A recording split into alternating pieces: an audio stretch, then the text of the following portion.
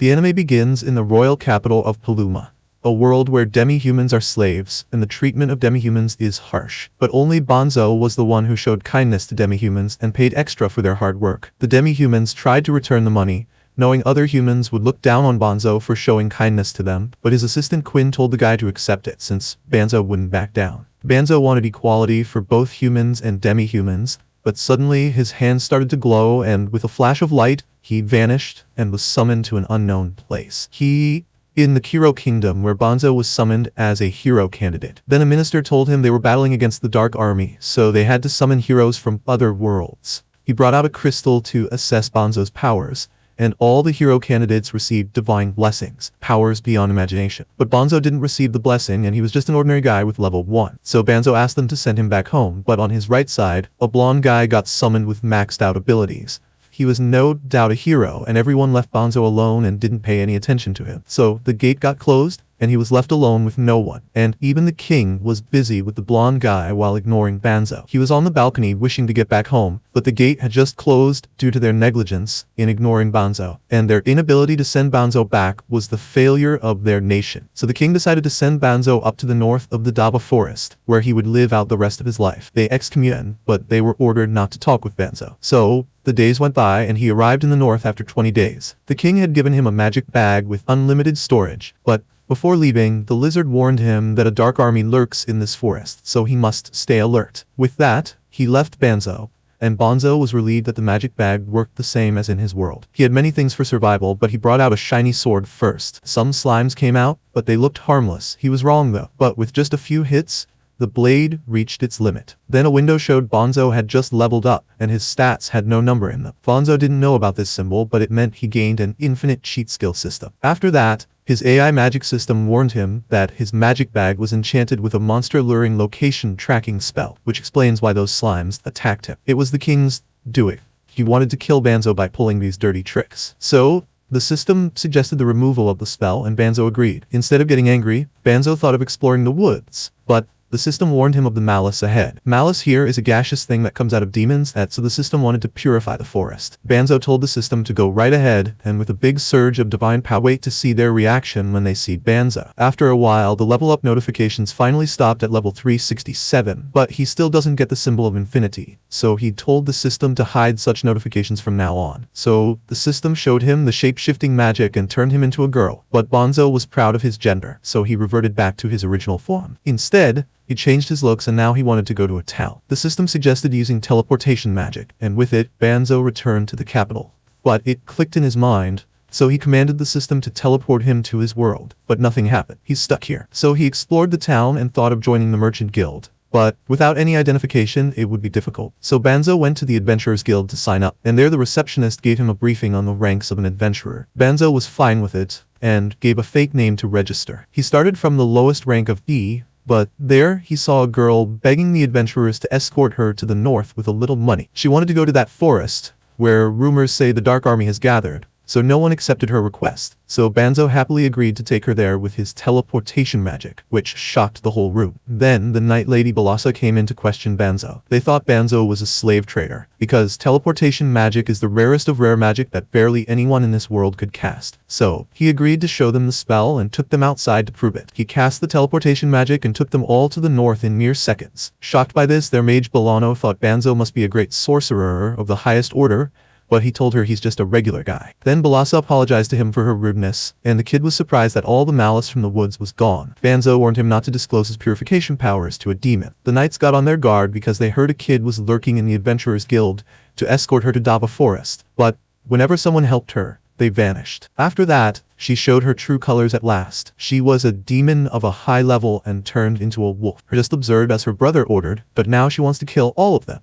But Bonzo sent the girls back to the capital with teleportation magic and stayed behind to fight Fenry. And their Fenry attacks, then Bonzo used a leap spell to avoid her. The second time he blocked her attack with earth magic. Fenry couldn't even come near Bonzo, and in the end he used a gravity spell to stop her. Bonzo wanted to stop her without harming her, and the system suggested a subjugation spell that could manipulate the target and its thoughts. Bonzo didn't like it, and Fenry was trying to break free. The system kept nullifying her spells and kept suggesting to Banza to use subjugation. But if he did, the girl would practically become his slave. Banza didn't know what to do, but luckily, Fenry gave up and surrendered as she exhausted her magic. She was prepared for her death, but Banza took off his spell. He thought demons and humans weren't any different, so he didn't want to kill her. Fenry gave up and turned back, but she had no clothes.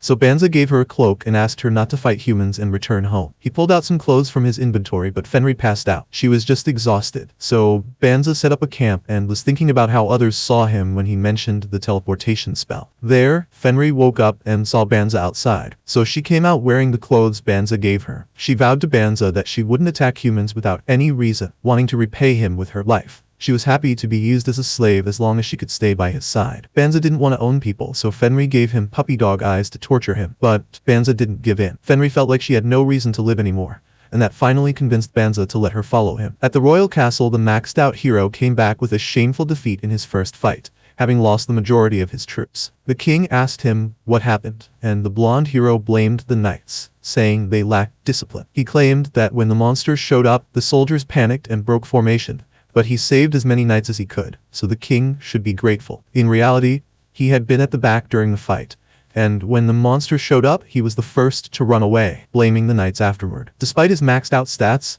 the joke was that he hadn't learned any of his skills. His personal servant came out and the blonde hero took her out to enjoy the money the king had given him. Meanwhile, Banza and Fenry arrived in town and wanted to get a job and a house. A shopkeeper called Fenry Madam, thinking that Banza and Fenry were married. They did look like that, and Fenry was totally on board because the women of her tribe wanted nothing more than a strong husband. Even if it was just pretending, Fenry was still over the moon because, in her tribe, couples eat a bone from the prey they hunted together to bond. But there was an urgent quest announced to kill psycho bears in the north, a task that even the hero had failed to complete. Banza thought to skip it since even the hero couldn't defeat them, but Fenry asked to handle them herself, reasoning that if she could beat them, it would prove Banza was more powerful than the bears. When they arrived at the site, they heard a cry and saw that the knights were surrounded by the bears. Banza used a thunder spell to cook the bears, and Fenry joined in as well. This batch of knights was saved by Banza again, and he introduced Fenry as his traveling companion. However, Fenry was upset because the bear didn't dare lay a hand on her,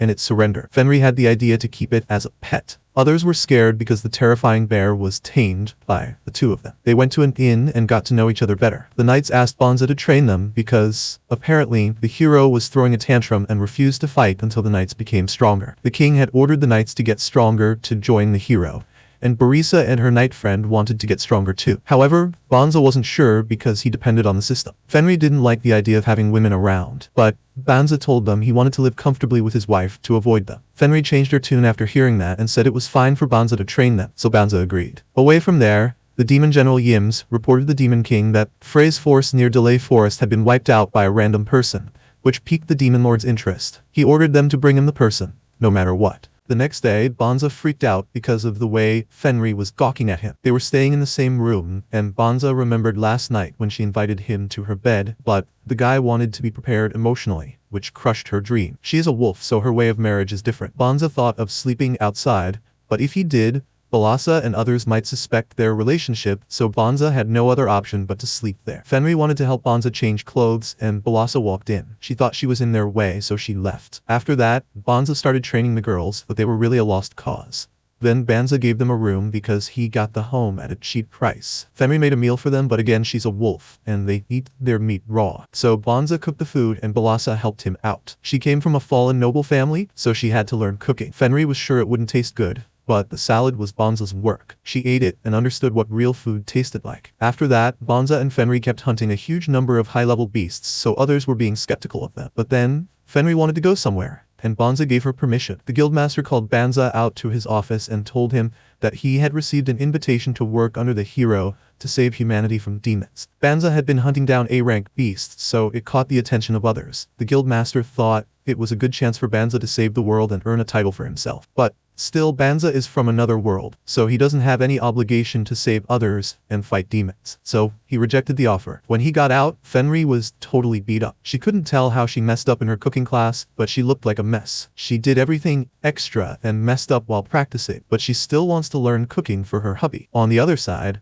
That useless piece of trash heard about Bonza and Fenry, and his servant thought it would be great if they served under him. So Blondie ordered them to be brought to him, but Bonza kept rejecting them for over a month, which got annoying. Then Blossom was tending the farm fields as she came from a farmer's family. She got help from their pet, and Fenry was teaching Bai about archery. Belano was exhausted from using magic, so Bonza gave her a ring that would increase her magic capacity. She tried to wear it on her ring finger, but she received a death threat if she did that. Balasa acted like she was in trouble and Fenry took care of it. She planned to get Bonza's attention and Fenry knew it very well, but something was going on out there. At night, Fenry made a huge feast, as she had finally learned cooking. She worked really hard to make Bonza happy. She even made a special dish that her teacher suggested to make her man happy. It was curry, and Bonza loved it. Enos was shocked to see the most feared female warrior in the demon army acting cute like this.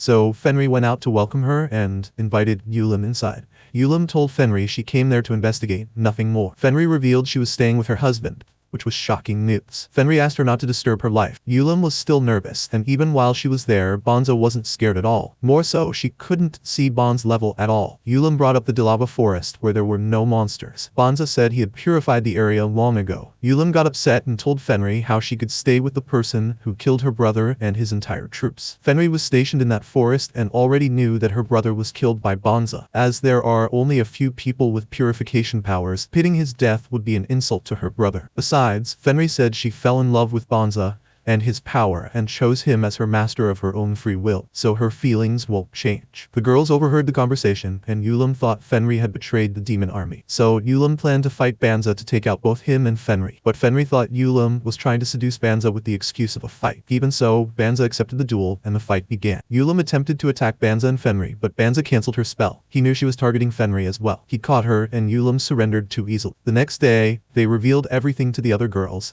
and Bonza said they could report it to the castle if they wanted to. Balasa thought that is what a knight should do, but they weren't so heartless after seeing how good these two were. Outside, Ninas brought the dragon gang, rumored to be the strongest force in the demon army, to kill Banza and Fenry. But Banza was rather excited to see a dragon. Men will be men. Banza cooked the lizard at the perfect temperature, and the ones who were left ran off for their lives. Blossom thought she could have landed the final hit too easily to get the Dragon Slayer title. So Banza told her to throw her tool. She did as he told her and Banza used a spell on it. It got one of the dragons and Blossom really got the title. Others wanted that too, but the dragons had already left, missing the chance. The Demon Lord saw the whole thing and decided to visit Banza himself. And that's where episode 3 ends. Until then, take care.